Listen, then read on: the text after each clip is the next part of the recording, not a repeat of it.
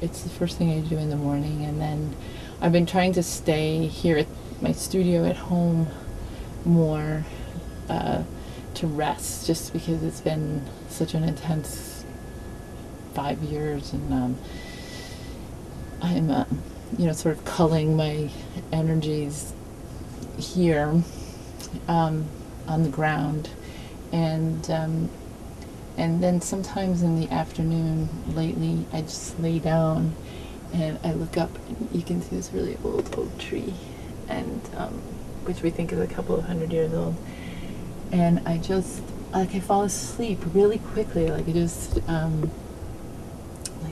and I dream a little bit and just completely rest.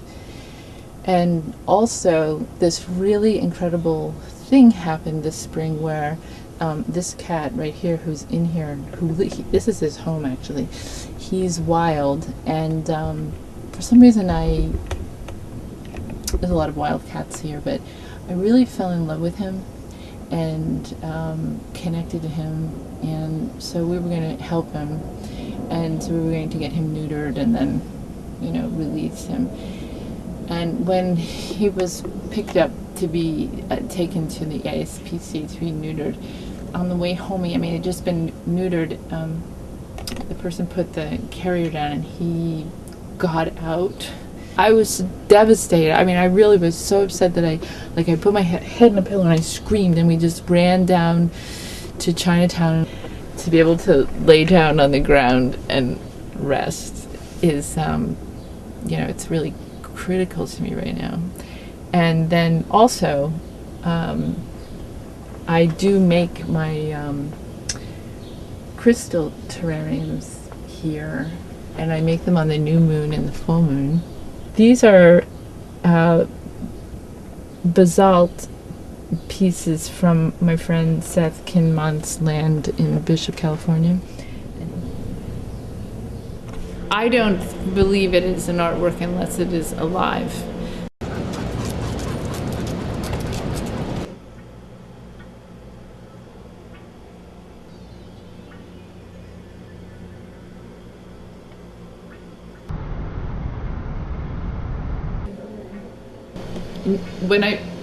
When I first came in here, this was I renovated it. It was a kind of like a crack den, I guess you would say. It had this like horrible front, and my assistant found it for me, and she goes, "It has this really beautiful floor. I could look in because there's like a hole in the front of it."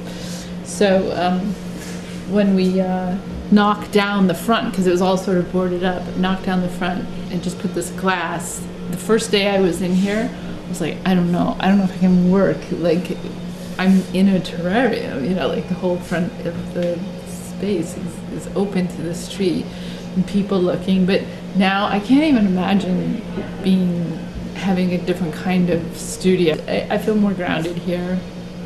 And it's on a quiet street, but it's urban. So, but the thing that it revealed was how people respond to my work. And they don't know that the glass is more like a microphone or like a megaphone than it is not hearing. So we hear everything that they say. This is really like every day, going in and sort of walking around with my eyes and, watching them from a lot of different angles and just seeing how it's developing and learning. Each one sort of learn a different thing about the craft of growing a landscape in a little bubble. This is David Hammond's terrarium. What's it doing here? It was being restored because he had made it, I guess, like into an abandoned parking lot or something. I don't know.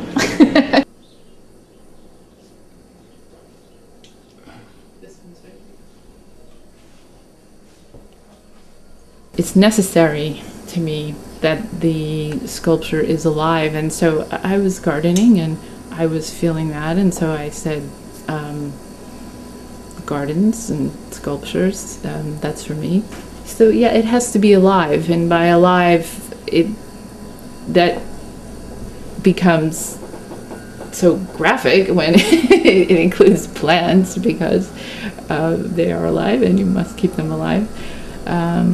But it goes beyond that for me in the living relationships I have with people, the people that I, build the work with, and the gardens that go on for years and years and years and morph and change and grow, and so do the people and how they use them and my relationship with them. They need to be touched, because they don't have animals in them. I'm their animal. Since I've begun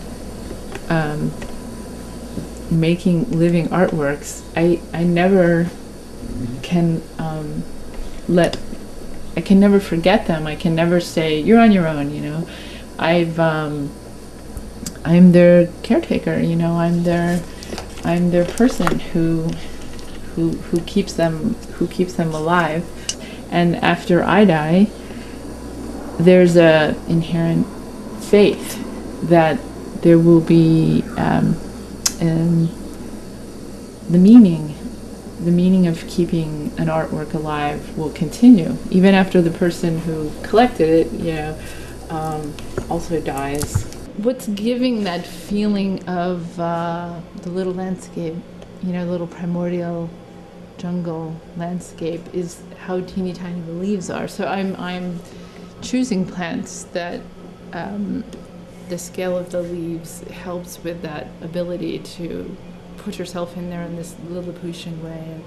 There's a lens, so you can see they're magnified, so you can really see in here. You would think that the crystal gardens are radically different from the living plant terrariums, but to me they're more growing inside of a person through their eyes. There's so many things you can see in a crystal.